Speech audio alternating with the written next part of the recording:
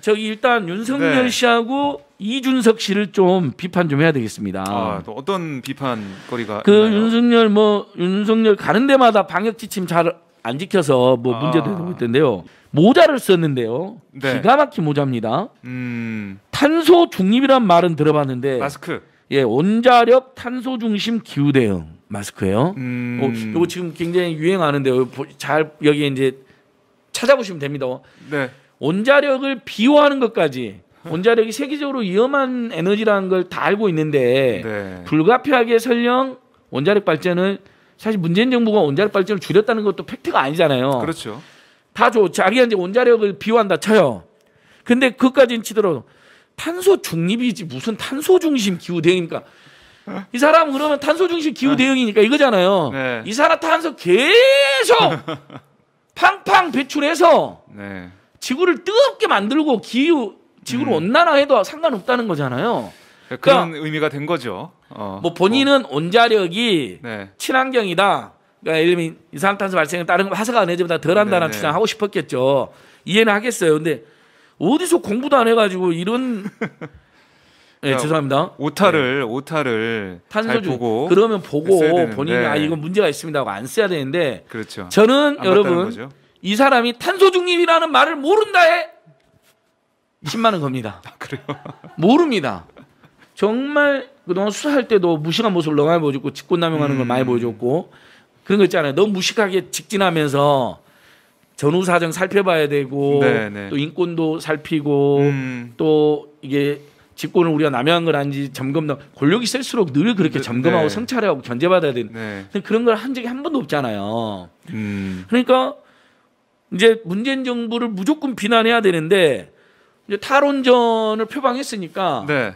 이제 그 사람들 막 다닌단 말이에요. 그것까지 뭐 본인 입장이니까 그렇다 치고 우리는 뭐 세계가 탈원전으로 가는데 윤석열 씨가 역행하는 것에 대해서 당신 시대착오적인 사람이라고 딱 비판하고 그냥 그치려고 그랬어요. 예.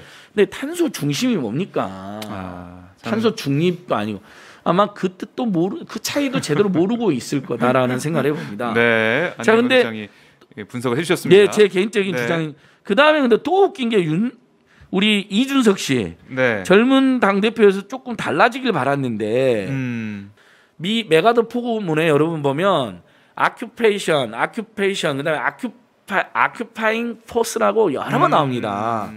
우리가 일본의 영토 미군이 보기에는 한반도도 일본의 영토였던 거예요. 식민지. 네. 점령한 겁니다. 일단 점령했는데 니들 까불지 말라고 포고문 낸 거잖아요. 조선 인민들 협조해라. 까불지 말고 심지어 저항하지 말라고 해놨습니다. 네. 조선 인민, 조선 국민들의 자주권을 완전히 말살하고 물론 나중에는 남한만의 단독 정부에 물론 그건 문제가 있었지만 협조를 한 건 맞죠. 그래서 네. 이재명 지사나 역사학자들이 말한 게 딱 맞는 겁니다. 점령군은 들어온 건 확실하고 다만 해방군의 성격도 있었고 일본을 몰아냈기 때문에 네. 그다음에 어쨌든 논란이 있지만 단독 정부가 들어선 후에는 상호 방위 조약을 맺었으니까 네. 저 철군했다가 다시 돌아왔잖아요. 한국 전쟁을 계기로. 그렇죠. 그러니까 그때부터는 이제 주한 미군이 되는 거죠. 점령군이 그렇죠. 아니라. 그 당시에 그렇죠. 해방 전후에서 네. 친일파들과 그다음에 미군정이 네. 점령군으로 들어온 미군정이 합작해서 굉장히 역사 청산을 제대로 못하고 애국들과 네. 출발한 면이 있다. 그러나 우리 국민들 그걸 지금 바로 잡은 거거든요. 우리가 대한민국을 바로 잡아가는 과정인데 네. 이러면 역사적 사실이 분명한데 대한민국은 처음부터 너무나 아름답게 출범했다. 이렇게 후손들에게 역사를 왜곡할 수는 없는 겁니다. 네. 갑자기 전화가 걸려와서 끊고요. 자, 그래서 여기서부터 이 사람들의 함량 미달이 드러나는 겁니다. 그렇네요. 특히 윤석열 씨는 제가 사자성어로 해보니까 재밌더라고요, 이분이요. 사자성어로 이야기할 때마다 이제 뭐 도리도리 너무 유명하니까 도리도리 맨날 도리도리 이건 너무 유명하잖아요. 네. 말하는 걸 잘 보세요. 국민의 신분권이라면 네. 기본적으로 매우 겸손하고 차분하고 그다음에 민생 문제에 대한 연구나 네. 한국 경제에 대한 연구가 되어 있어야 됩니다. 아직까지 단 한 번도 그런 단어가 안 나오잖아요. 자유민주주의. 예, 맨 자유만 강조하는데 네. 이승만식 반공 자유주의로 돌아간 겁니다. 지금 수십 년 전으로. 네. 그러니까 점령군과 친일파 결탁했단 말에 발끈한 겁니다. 아주 천박하고 아주 반민족적인 역사인식이 그대로 드러났고 네. 거기에 이준석도 점령군이 아니라 주둔군이라 말도 안 되는 소리를 짓거리면서 네. 심지어 또 뭐라 했냐. 친일파 등용한 거 어쩔 수 없었다는 겁니다. 왜 어쩔 수 없습니까? 친일파 말고도 당시에 우리 인민들의 국민들의 엄청난 지를 받았던 지식인들 선각자들이 엄청난 여운형 선생님, 김구 선생님 전부 다 암살당하고 친일파들 등용한 건데 네. 그게 어떻게 어쩔 수 없는 거예요. 반민특위를 짓밟고 제일 먼저 이승만이 권력을 잡자마자 한 짓이 반민특위부터 짓밟은 거잖아요. 네, 친일파를 네. 등용한 거. 그건 엄연한 사실이고 그 친일파들의 잔재가 지금 어디가 있느냐 당시에 이승만 독재 정권에 반공과 자유와 친일과 친미만 해쳤던 네.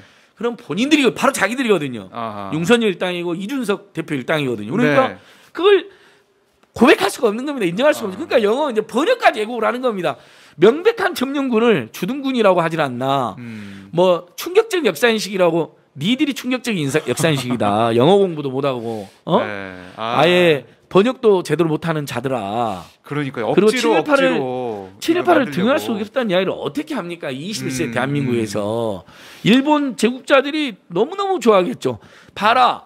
니들은 우리가 근대화를 시켜줬고 식민지 시대에 네. 그다음에 니들 대한민국은 우리 친일파가 등용돼서 니들도 인정하듯이 어쩔 수 없었지.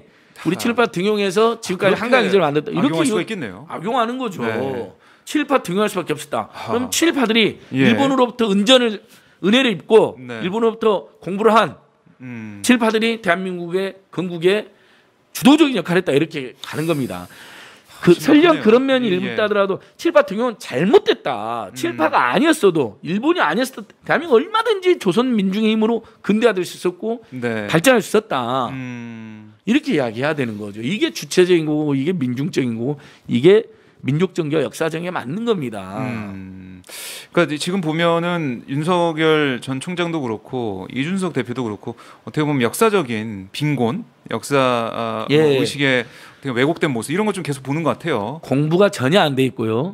설령 공부를 했다 하더라도 얼치기로 해서 일면 정말 우리가 바로잡아야 될 민주주의와 인권과 민족정교와 역사정의로 한국의 역사를 다시 해석해야 되는 겁니다. 민중의 역사는 민주의 역사로. 근데 이 자들은 워낙 옛날부터 수구냉전 기득권 역사에 찌들어 있고 그 자들은 옛날부터 친일사관, 지배계급의 사관. 네. 그러면 당연히 대한민국을 친일파를 등용할 수가 없었다. 심지어 일제에 협력할 수밖에 없었다. 네.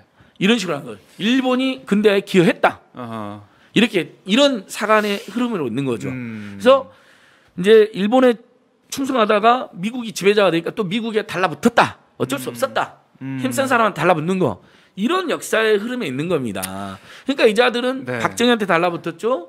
전두환한테 달라붙죠. 노태우한테 달라붙은 겁니다.